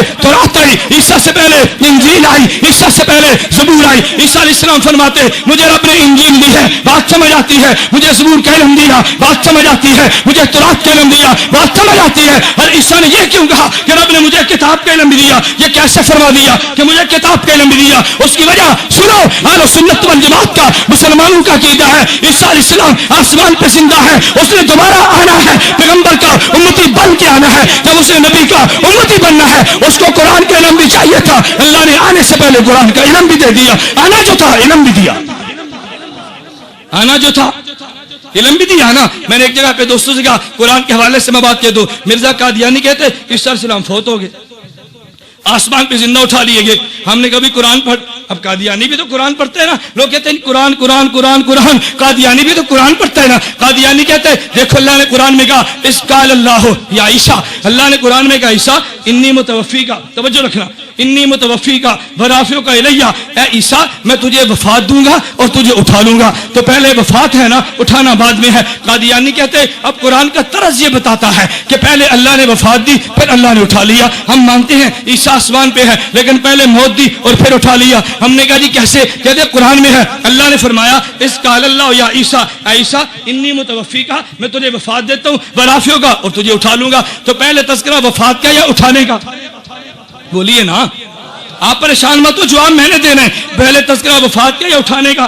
اب مرزا قادیانی کہتے ہیں جی پہلے اللہ نے وفات کا فرمایا پھر اٹھانے کا فرمایا. یہی بات تو میں کہتا ہوں, پہلے وفات دی ہے پھر اٹھا لیا. میں کہتا ہوں عقل کے اندھے, تو آنکھ کا بھی اندھا تھا, عقل کا بھی اندھا تھا. قرآن سمجھتا بھی نہیں تھا, دیکھتا بھی نہیں تھا. یہی تیرا نقصہ, تو نے دیکھا تو وہ بھی یاد تھا, سمجھا تو وہ بھی یاد تھا. تیرا قصور نہیں, تیری عقل اور آنکھ کا قصور تھا. بدبخت تو نے قرآن کے اسلوب پہ غور کیا. اصل مسئلہ کیا تھا؟ عیسیٰ علیہ السلام دوڑے, یہودی پیچھے تھے. عیسیٰ علیہ السلام کمرے میں چھپ چھپے. اب یہودی باہر کھڑے ہیں. عیسیٰ علیہ السلام بھی انسان تھے, عیسیٰ علیہ السلام بھی تو بشر تھے نا, بشری تقاضے بھی تھے. عیسیٰ نے اللہ سے دعا مانگی, یا اللہ میری حفاظت فرما. اللہ نے فرمایا عیسیٰ تو نے گھبرانا نہیں ہے, تجھے وفات تو میں دوں گا. اللہ وفات تو دے گا, یہ تو باہر کھڑے ہیں میری جان لے لیں گے. اللہ فرماتا ہے نا عیسیٰ انی متوفی گا, وفات میں نے دینی ہے. جب وفات میں دوں گا یہ تجھے مار نہیں سکتے, زندگی موت میرے ہاتھ میں, ان کی بس میں نہیں ہے تجھے مارنا. گھبرانا نہیں, انی متوفی گا, وفات میں دوں گا. اے اللہ کیسے دوں گا, یہ تو پہنچے. رب نے کہا برافیوں گا تجھے اٹھا لیتا ہوں.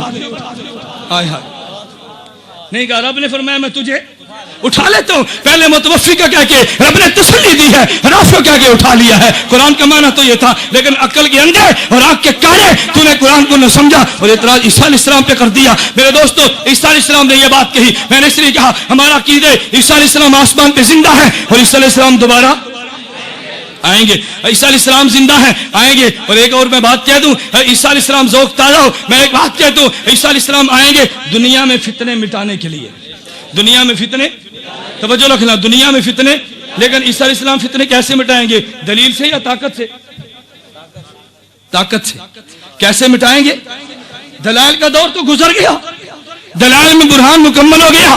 عیسیٰ علیہ السلام اٹھائیں گے دلیل سے نہیں, عمل سے فتنے مٹھائیں گے. سارے فتنے مٹ گئے, یہودیت کا, عیسائیت کا, مرزائیت کا. اللہ کے پیغمبر فرماتے ہیں اٹھاؤ, یہ روایت مسند ابو یعلا میں موجود ہے. ابو ہریرہ فرماتے ہیں رضی اللہ عنہ, حضرت عیسیٰ علیہ السلام فتنے مٹھا کے پیغمبر کے روزے پہ جائیں گے. پیغمبر پہ فتنہ باقی ہے نا, نبی سنتا ہے یا نہیں سنتا.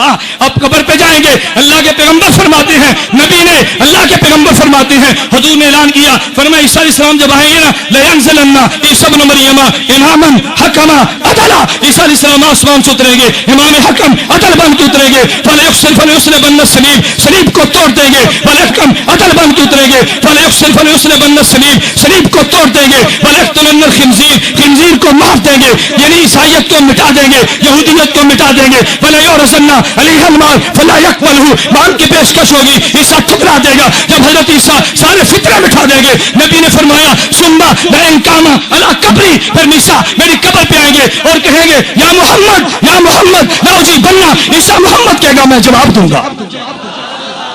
عیسیٰ علیہ السلام یا محمد کہیں گے میں جواب دوں گا. تو فتنے عمل سے مٹیں گے. اس فتنے کو بھی عیسیٰ اپنے عمل سے مٹا دیں گے, اس فتنے کو بھی عمل سے مٹائیں گے. ثم لئن قام علی قبری, میری روایت پہ جڑا کر, میری روایت پہ بحث کر, میرے راویوں کی سند پہ اعتراض کر, مناظرے کا میدان گرم کر, میری روایت پہ کر جڑا. آؤ نا میرے روایت پہ جڑا کرنا, میں دیکھتا ہوں میرے روایت پہ جڑا کیسے لاتے. جس راوی پہ تو نے جڑا کرنی ہے, بحمداللہ میری اس روایت میں وہ راوی موجود نہیں ہے. آ تو صحیح نا, یہ مناظرے کے دن کی باتیں ہیں. میرے دوستوں میں نے عرض کیا عیسیٰ علیہ السلام آئیں گے انشاءاللہ, ہمارا اہل سنت والجماعت کا عقیدہ ہے عیسیٰ علیہ السلام آئیں گے. میں نے عرض کیا عیسیٰ نے اللہ کی حمد بیان کی ہے. عیسیٰ سے فرمانے لگے وجعلنی, اللہ تو نے مجھے معجزہ دیا, کون سا؟ ابر الاکمہ والابرص وحی الموتى باذن اللہ. عیسیٰ علیہ السلام کہنے لگے وجعلنی, اللہ تو نے مجھے معجزہ دیا کہ میں تیرے حکم سے, اللہ تو نے مجھے معجزہ دیا, میں اخلق من الطین, اخلق من الطین کہیات الطیر فانفخ فیہ فیکون طیرا باذن اللہ. حمد عیسیٰ کی مکمل ہوگی. اب آئی میرے نبی کے باری, حضور نے حمد بیان کی. میرے دوستو آؤ محفل حمد منعقد کرنے والوں, پیغمبر کی حمد بھی سنو. اللہ کے پیغمبر نے حمد بیان کی, فرمایا الحمدللہ الذی ارسلنی رحمتا للعالمین وکافۃ للناس بشیرا ونذیرا وجعل امتی خیر امۃ اخرجت للناس وجعل امتی هم الاولین وانزل علی القرآن فیہ بیان للناس. پیغمبر نے حمد بیان کی, فرمایا ورفع ذکری وجرع صدری ووضع عنی وزری. اللہ کے پیغمبر نے حمد کو بیان کیا, وجعلنی فاتحا وخاتما. میرے دوستو سنو, پیغمبر نے حمد بیان کرتے ہوئے کیا فرمایا, الحمدللہ الذی, اب زیادہ وقت نہیں ہے میں حمد کہہ کے جملے کی شرح کرتا, فرمایا الحمدللہ الذی ارسلنی رحمتا للعالمین. اے اللہ تیرا شکر ہے, منہ نے تو نے رحمت للعالمین بنا دیا, رحمت للعالمین. اب دلیل سنو, دلیل سنو. لوگ باز تو نہیں آتے, کہتے ہیں اچھا اللہ کا نبی ہر جگہ موجود ہے. اللہ کا نبی, اللہ کا نبی, کیا بات ہے. جو ماننے پہ آیا نبی کو مان لیا, جو نہیں ماننے پہ آیا تو رب کو بھی نہیں مان لیا.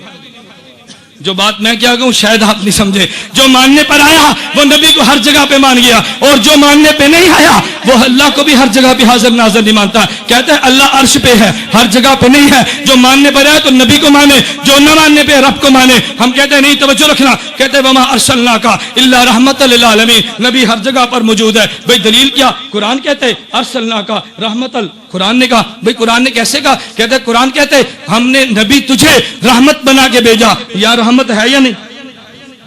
بولیے رحمت نہیں ہے. اور نبی کون ہے؟ تو پھر نبی تو ہوئے. دلیل آئی کہ نہیں؟ اب پریشان ہونا ہے نا. میں اس لیے کہتا ہوں مولانا مجھ سے قبل اعلان فرما رہے تھے نا, یقین کیجئے میں تحدیث بن نعمت کے طور پہ کہتا ہوں دیوبندیو تم نے پریشان نہیں ہونا. تم مناظرے کا چیلنج دے قبول تم کرو, پابندی میرے سے میں ڈال دے. چیلنج تو قبول کر دے, جنگ میرے کھاتے ڈال دے. تم کرو تو صحیح.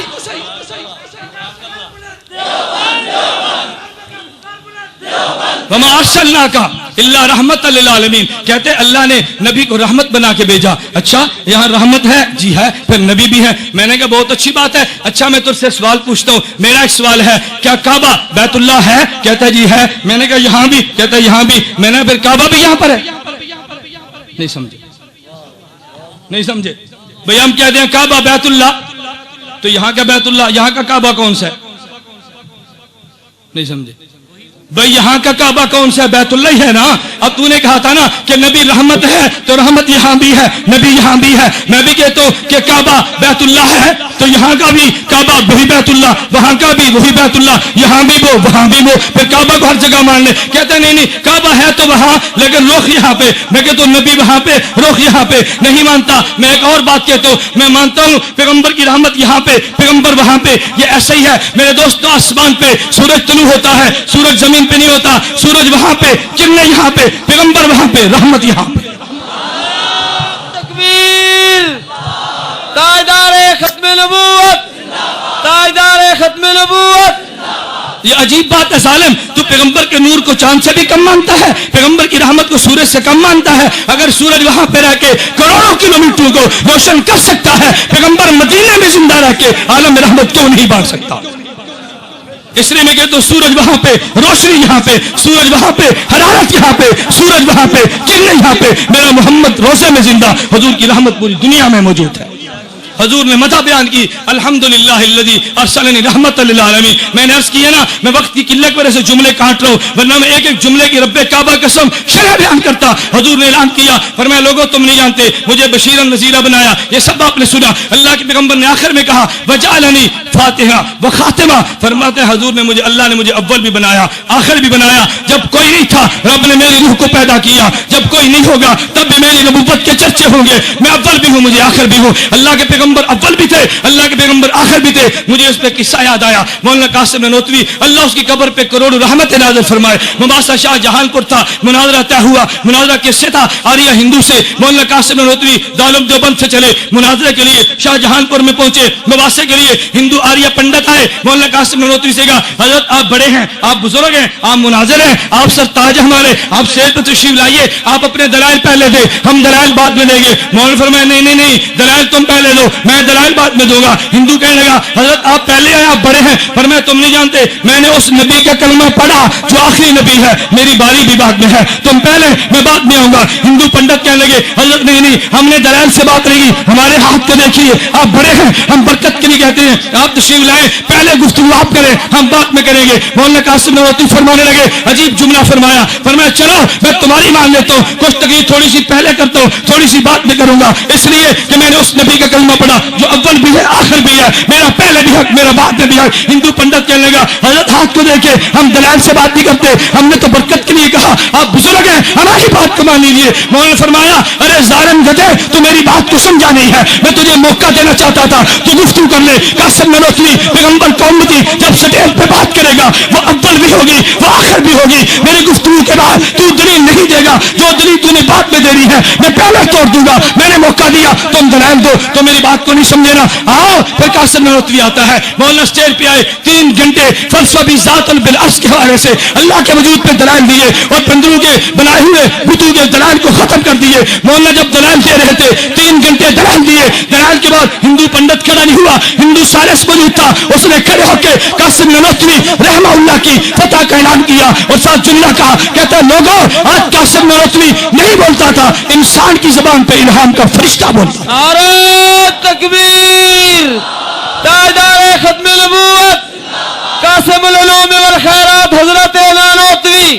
پھر اگر مولانا قاسم نانوتوی رحمہ اللہ تعالیٰ جیت کے میدان مناظرہ کو مار گیا، اگر نیچے اترے دیوبندی فرزند تھے نا، ہندو پنڈت پھر آئے، ایک حملہ اور کیا، پنڈت تھے نا، حملہ تو کرنا تھا۔ میرے دوستو یاد رکھنا، شیطان دو حملے کرتا ہے۔ نمبر ایک، کوئی آدمی نیک عمل نہ کرے، اگر نیک عمل کر لے اس کو ضائع کر دے۔ پہلا حملہ شیطان کا کامیاب نہ ہوا، قاسم نانوتوی عمل کر گیا، اب دوسرا حملہ کیا، اس کے عمل کو برباد کر دوں۔ ہندو پنڈت آئے، کہنے لگے مولانا ہماری، اللہ اکبر، ہندو پنڈت نے کیسی گیم کھیلی، کہتے مولانا افسوس کیا مسلمانوں میں قاسم نانوتوی ہیں، اگر آپ ہندو میں ہوتے نا، آج آپ کے بت بنا کے دلی کے چوک چوک پہ تمہاری پوجا کی جاتی، مسلمان نے تیری قدر نہیں کی۔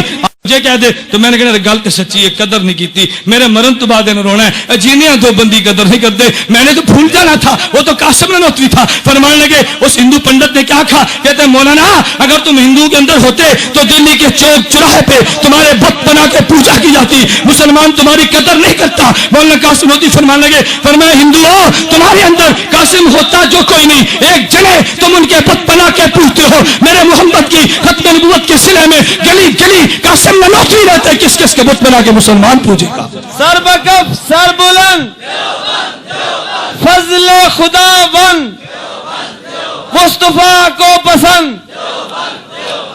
میرے دوستوں میں نے عرض کیا مولانا قاسم نانوتوی تھا، تواضع میں ساری بات کو ختم کر گیا اور میدان یہ بھی جیت گیا وہ بھی جیت گیا۔ میرے دوستوں میں عرض کرنے لگو یہ حمد وہ جی تھی اللہ کے نبیوں نے بیان کی، میں نے زرقانی کا حوالہ کیا، جاؤ اپنے گھروں میں جا کے کتب حدیث کو کھنگالو کہ ہمارے مناظر نے حوالے غلط تو نہیں دیے، کی بات غلط تو نہیں کی ہے، حمد نے غلطیاں تو بیان نہیں کی ہے، جو غلطی نکلے پھر مجھے بھی آپ نوٹ فرما دیں، میں اپنی اصلاح کر دوں گا۔ میں اگلی بات کرنے لگو، یہی اللہ کے پیغمبر تھے، ابو سفیان نے ابھی کلمہ نہیں پڑھا، اللہ کے نبی بھی مذمت میں قصیدہ پڑھا، حضور آئے مسلم شریف جلد نمبر 2 صفحہ نمبر 300 پہ روایت موجود ہے، اللہ کے پیغمبر نے حسان کو بلایا، فرمایا حسان آؤ تم سے کام ہے۔ حسان نے پوچھا حضرت وہ کون سا کام مجھ سے؟ فرمایا تم نہیں جانتے، آج میری مذمت میں ابو سفیان نے شعر پڑھے، اس میں حسان میرا جی چاہتے اس کا جواب دے، لیکن ایک بات کو یاد رکھنا، یہ ابو سفیان اور میرا اوپر جا کے نسب ملتا ہے، نسب کا خیال کر، لیکن ایک بات کو یاد رکھنا، یہ ابو سفیان اور میرا اوپر جا کے نسب ملتا ہے، نسب کا خیال کرنا۔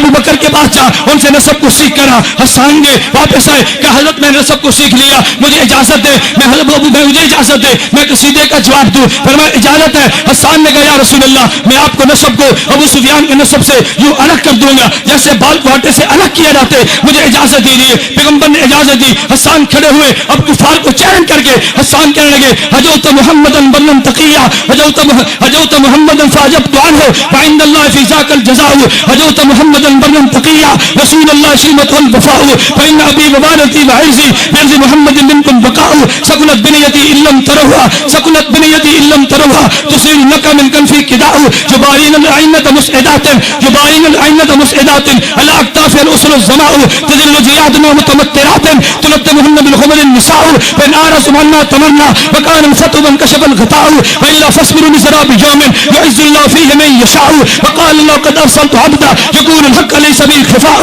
وقال الله قد أرسلت جندا هم الأنصار ورزتهم اللقاء، يلاقي كل يوم من معد قتالا أو سبابا أو هجاء، فمن يهجو رسول الله منكم ويمده وينصره الصباح، فإن جبريل رسول الله فينا روح القدس ليس له كفاء۔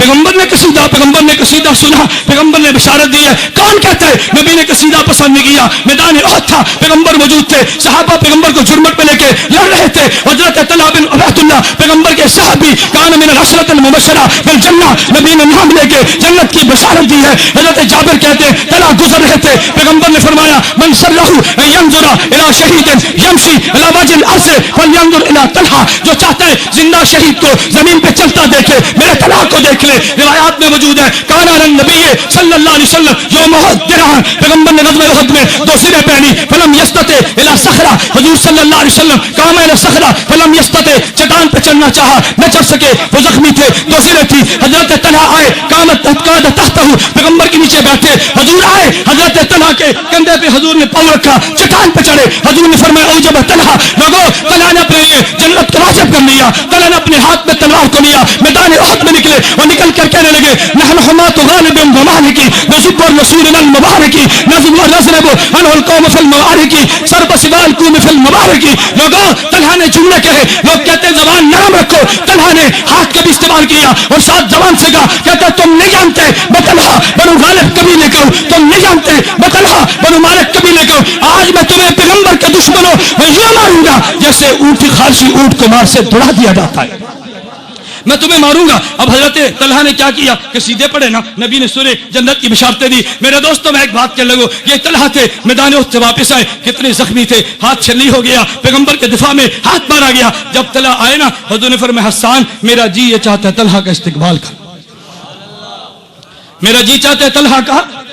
اب حسان استقبال جو پڑھنا تھا وہ کیسے کرنا تھا کون نہیں جانتا۔ حضرت طلحہ آئے، پیغمبر موجود تھے، استقبال کرنے لگے۔ حسان نے کہا آئے ہائے، حسان نے جملہ کہا حضرت طلحہ کے آنے پہ حسان کہنے لگے لوگوں تم نہیں جانتے وطلحۃ یوم الشیب آسا محمدا، وطلحۃ یوم الشیب آسا محمدا الفی ساعت ذاقت علیہ وشکتی یقیہ بکفیہ رماہ واسلم اشاجہ تحت السیوف فشلتی وکان امام الناس الا محمدا، وکان امام الناس الا محمدا اقام اسلام حتی استقلتی، وقت کی قلت کی وجہ سے میں ترجمہ چھوڑتا ہوں۔ حضرت طلحہ کی شان میں حسان نے قصیدے پڑھے۔ میرے دوستو میں ایک بات کہتا ہوں، اللہ کی قسم جو بندیت کے سٹیج پہ میں ببانگے ڈال کہتا ہوں، ابو بکر صدیق نے جو پیغمبر کا میلاد سمجھا کسی اور نے نہیں سمجھا، سب سے زیادہ پیغمبر کے میلاد کو سمجھنے والا ابو بکر صدیق تھا۔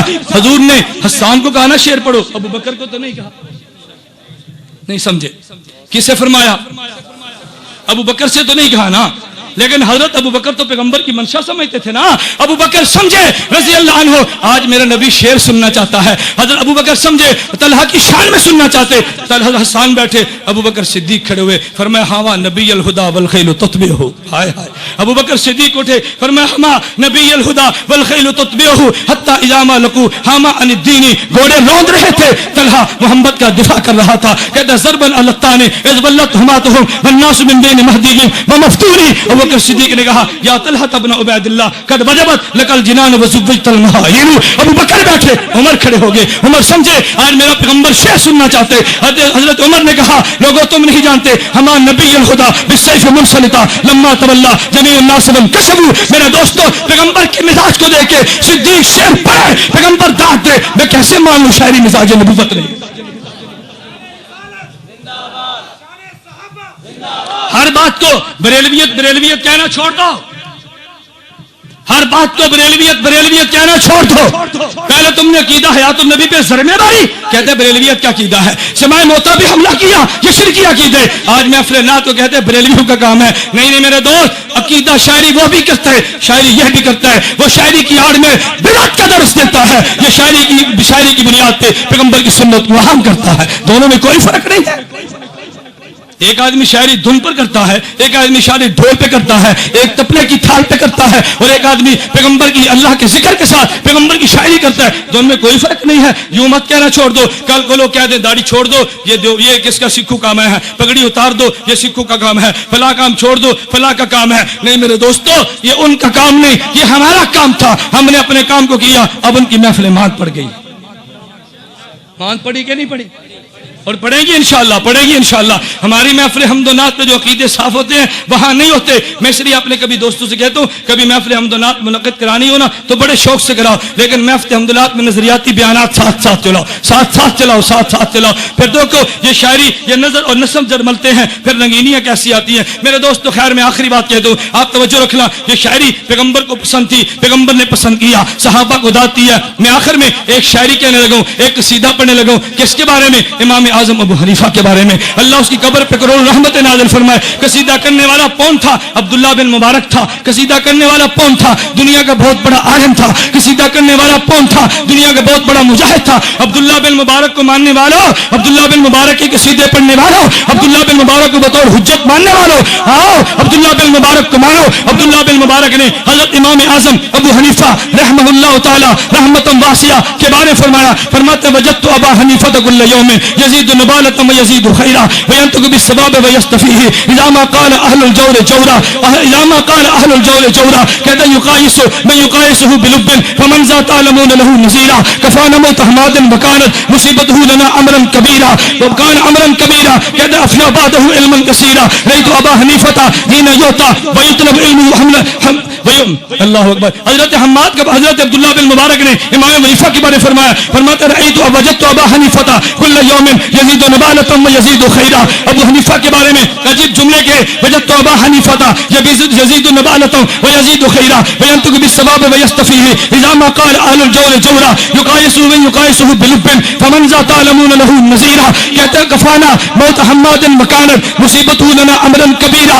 रअयतु अबा हनीफा हिन युता व यतलबु इल्मुहु बहरन गज़ीरा इज़ा मल मुज़लात तफाल इज़ा मल मुज़लात दाफ़अतहा रिजालुल कौम कान बिहा बसीरा। और सदक़े मुकाबरी ने एक अजीब बात कह दी। सदक़े मुकाबरी मुस्तजाबुद दावत थे। कहते फलम्मा दुफिना अबू हनीफा था, अबू हनीफा को दफन कर दिया गया कब्र में। अबू हनीफा के जाने के बाद मैंने कसीदे सुने, पढ़ने वाला जिन होगा, पढ़ने वाले मलाइका होंगे। अबू हनीफा की शान में कसीदा इंसान नहीं जिन नहीं पढ़ते, अबू हनीफा की शान में कसीदे इंसान नहीं मलाइका पढ़ते। अब मुकाबरे ये सदक़े मुकाबरी कहते अबू हनीफा कब्र में मदफून थे। मैं हुजूर के हज़रत की कब्र पे गया, मैंने हातिफ से गायब सुनी। एक कह रहा था कहते लक़द ज़ानल बिलाद व मन अलैहा इमामुन्नास अबू हनीफा। कहते दुनिया भर को अबू हनीफा तूने रोशन कर दिया। फमा बिल मशरिकीन लहू नज़ीरुन वला बिल मग़रिबीन वला बिल कूफा। तेरी मिसाल मशरिक में नहीं, तेरी मिसाल मग़रिब में नहीं, तेरी मिसाल शुमाल में नहीं, तेरी मिसाल जुनूब में नहीं। कहते अबू हनीफा वयातीकुम बिस्नादिन सहीह कायाती ज़बूर अल सहीफा। अबू हनीफा अपने मजहब पर दलील झू देता जैसे ज़बूर पे ज़बूर सहीफे में लिखी हुई आई। कहते अबू हनीफा कौन था? फमन याखुल मिन शुक्काक बिइल्मिन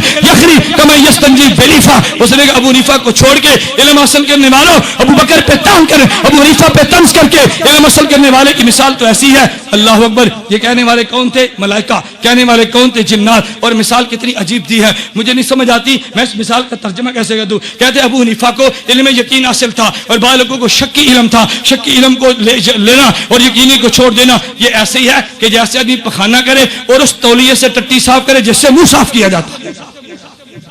नहीं समझे?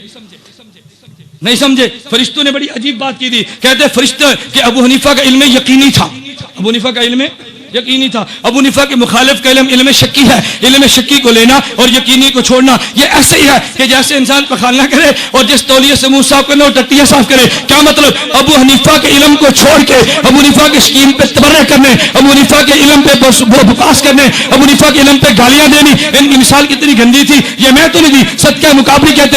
एक और बात की थी, कहते सुम्मा समेत तो साल कितनी गंदी थी। ये मैं तो नहीं दी, सदक़े मुकाबरी कहते।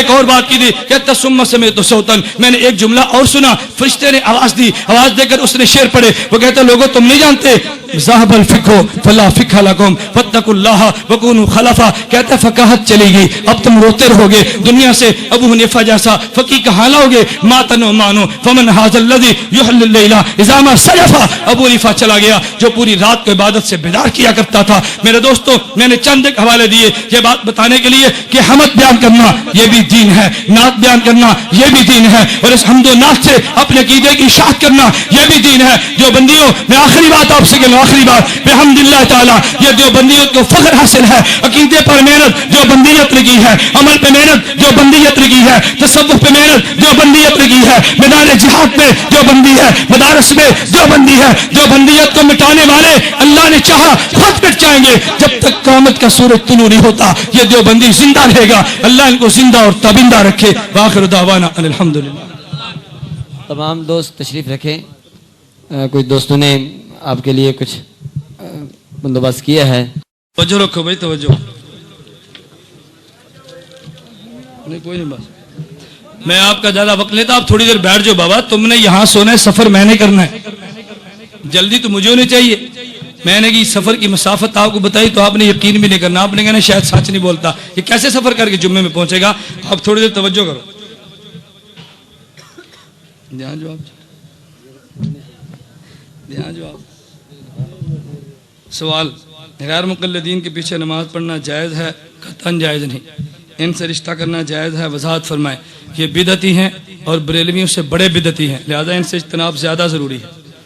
गैर मुक़ल्लिदीन के पीछे नमाज पढ़नी जायज़ है? कतन जायज़ नहीं। अगर पढ़ ली तो इस नमाज का क्या करें? इआदा करें, नमाज दोबारा दोहराएं, अल्लाह से माफ़ी मांगें। सवाल यह है कि आलिम को बुरा भला कहना या बुग़्ज़ रखना ये ठीक है या गलत है? आलिम बरहक हो तो उससे बुग़्ज़ नहीं रखना चाहिए, मोहब्बत करनी चाहिए। और अगर बातिल अक़ीदे के मालिक हो तो उससे बुग़्ज़ रखना भी ईमान है। लौला का लमा खलक़तुल अफ़लाक लौला का कमा खलक़तुल अर्ज़ वस्समा, क्या हदीस से सही हैं? हदीस के अल्फाज अगर साबित न हो मगर माना बिल्कुल ठीक है। अहमद या लाहौरी साहब ठीक है। ان قریب انشاءاللہ العزیز ایک رسالے کی منظوری مل گئی ہے طائفہ منصورہ کے نام سے، بہت جلد وہ منظر عام پر آ جائے گا. اس میں اصلاحی، اعتقادی، نظریاتی مضامین پر مشتمل ہوگا. آپ حضرات سے گزارش ہے جب رسالہ آپ کے پاس ہے تو ضرور خریدیں. اگر استاد منکر حیات النبی صلی اللہ علیہ وسلم فی القبر ہو اور تقریباً ہر سبق میں اپنے باطل عقائد کی تبلیغ کرتا ہو تو اس کے ساتھ کیا رویہ اختیار کیا جائے؟ اس کو سمجھانا چاہیے. اگر بات اس کی سمجھ میں نہ آئے تو کم از کم اس سے پڑھنا چھوڑ دینا چاہیے. اپنی سند حدیث میں بدعتی استاد کو ہرگز داخل نہ کرے. ذاکر نائک، مجھے اگر یہ بیان کے شروع میں فرما دیتے تو میں ذاکر نائک پہ تفصیلی بیان کرتا. تفصیلی میں ہر جگہ پہ اس کے بارے میں ذاکر نائک بدعتی ہے. ذاکر نائک وقت ضرورت شافی، مالکی وغیرہ پہ مسائل لینا جائز ہے وہ وقت ضرورت، لیکن ہمارے ملک میں شافی مسلک کی قطعاً کوئی ضرورت نہیں ہے، کوئی ضرورت نہیں ہے. اس لیے ہمارے ہاں وہ ضرورت نہیں کہ شافی اور مالکی کو بہانہ بنا کر غیر مقلدیت کے دروازے مت کھولو. ڈاکٹر ذاکر نائک یہ غیر مقلد ہے، گمراہ ہے اور پرلے درجے کا شیطان ہے. اس نے امت میں فرقہ واریت کو بیج بویا ہے. بہت سارے مسائل ایسے غلط بیان کے اہل سنت والجماعت سے کوئی تعلق نہیں ہے. ذاکر نائک یہ کہتا ہے اگر کوئی آدمی 3 طلاق نہیں 1000 طلاق بھی اکٹھی دے دے تو طلاق ایک ہوتی ہے، اور یہ مذہب یا شیعوں کا ہے یا رافضیوں کا ہے. اس پر 15 محرم کو توسے میں ہمارا تفصیلاً 3 گھنٹے کا مناظرہ ہوا. ہم نے مناظرے میں دعویٰ یہ کیا تھا کہ 3 طلاق کو ایک کہنا یہ شیعوں اور مرزائیوں کا مذہب ہے. عالم اسلام میں مسلمانوں کا قطعاً مذہب نہیں ہے. جو یہ مذہب اختیار کرتا ہے وہ شیعوں اور مرزائیوں کا مسئلہ کرتا ہے، اور بالکل ذاکر نائک کا یہی مسئلہ ہے. پردے کے بارے میں ذاکر نائک چہرے کے پردے کا قائل نہیں ہے، یہ بہت بڑی گمراہی ہے. ذاکر نائک امت کے جمہور مسائل سے ہٹا ہوا ہے. اب میں نے عرض کیا نا تفصیلاً میں عرض کرتا، اللہ نے توفیق دی تو پھر کبھی سے میں نے خلاصہ عرض کر دیا ہے کہ غیر مقلد ہے، اس سے بچنا بہت ضروری ہے. اس کی جو کتابیں چھپی ہیں ہم نے ان کتابیں جمع کرنی شروع کر دی ہیں. اللہ نے چاہا تو انشاءاللہ اس کتابوں کا مستقل ایک کتاب کی صورت میں جواب آئے گا. ہم نے سیڈیاں بھی اس کی اکٹھی کرنی شروع کر دی ہیں. سیڈیوں کا جواب اللہ نے چاہا تو سیڈیوں میں آئے گا. ویڈیو کیسٹ کے بنانے یا استعمال کرنے کا شرعی حکم کیا ہے؟ برائے کرم مہربانی ہوگی. یہ ایسی ہے کہ جیسے کہ آدمی عمرہ کرنا چاہے، تصویر کھنچوانا حرام ہے لیکن مجبوری ہے بغیر تصویر کے عمرے پر وہ جانے نہیں دیتے. میرے دوستو ہم نے جنگ لڑنی ہے کفر سے، لیکن ہماری مجبوری یہ ہے کہ ہماری جنگ کو دنیا نہیں دیکھتی سوائے اس ایک ذریعے کے. افغانستان میں ملا داد اللہ امریکی ذبح کرتا ہے، اگر ویڈیو بنا کر امریکہ نہ بھیجیں تو بش کے خلاف احتجاج کون کرے گا؟ اور اس صورت نہیں بچتی. اگر ایسی صورت ہو پھر حکم اور ہے، اور شوقیہ طور پہ ایسی چیزیں کرانا یہ قطعاً ٹھیک نہیں ہے. شوق کی بات اور ہے، مجبوری کی بات اور ہے. مماتی امام کے پیچھے نماز ہو جاتی ہے نہیں، یا اہل سنت سے خارج ہے، گمراہ ہے، بدعتی ہے، اس کے پیچھے نماز مکروہ تحریمی اور واجب القیادہ ہے. جو پڑھی ہیں اس کا اعادہ کریں. پیغمبر صلی اللہ علیہ وسلم کے لیے میت کا لفظ بولنا ٹھیک نہیں، حالانکہ قرآن بولتا ہے انک میت انہم میتون. یہ بات وہ کہتا ہے جو قرآن کو سمجھتا نہیں ہے. اللہ کے نبی اس دنیا میں چل رہے تھے، اللہ نے فرمایا انک میتون. اس کا معنی یہ تھا اے نبی تمہارے اوپر موت آئے گی، اور موت آ گئی. جب آیت اتری اللہ کے نبی اس وقت بھی زندہ تھے، اب آیت موجود ہے اور اب بھی زندہ ہے، اب بھی زندہ تب بھی زندہ. لیکن آیت اتری یہ بتانے کے لیے کہ آپ پر موت آئے گی، اور ہم مانتے ہیں کہ موت آئی. موت آتی کیسے ہے؟ قرآن کہتا ہے کل نفس ذائقۃ الموت. انسان موت کا مزہ چکھتا ہے. چکھنے کا معنی ایک دیکھ کھانا نہیں ہوتا، چکھنے کا معنی اور ہوتا ہے، ہڑپ کرنے کا معنی اور ہوتا ہے. تو موت چکھی جاتی ہے، مستقل آتی نہیں ہے. یہ دو باتیں الگ الگ ہیں. الحمدللہ رب العالمین والصلاۃ والسلام علی رسول و علی آلہ وصحبہ اجمعین. اے اللہ تمام بیماروں کو شفا عطا فرما، مقروضوں کے قرض ادا فرما، جائز حاجات کو پورا فرما، مشکلات کو دور فرما، عافیت کے ساتھ دین کا کام کرنے کی توفیق عطا فرما. اے اللہ علماء حق کی حفاظت فرما. اے اللہ باطل کے ٹکڑے ٹکڑے فرما. مجاہدین کی مدد فرما. اسیروں کو جیلوں سے رہائی عطا فرما. اہل حق کے ساتھ زندہ رکھ. اہل حق کے ساتھ موت شہادت کی دے. اہل حق کے ساتھ قیامت کو ہمارا حشر فرما. وصلی اللہ تعالی علی رسول خیر خلق اجمعین.